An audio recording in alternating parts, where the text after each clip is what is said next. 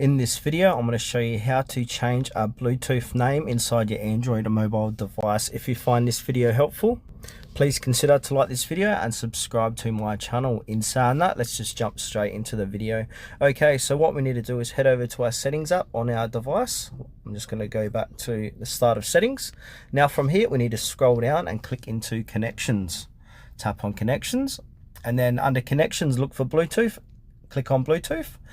And now you will see under Bluetooth paired devices, I've got a few different paired devices.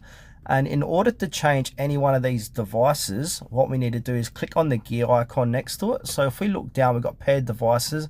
It says a JBL PartyBox 310. I'm going to click on the gear icon.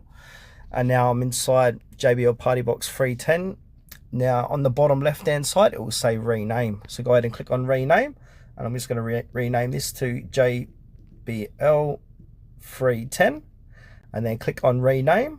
And now if we go back, you can see that has been successfully renamed to JBL 310 instead of JBL PartyBox 310.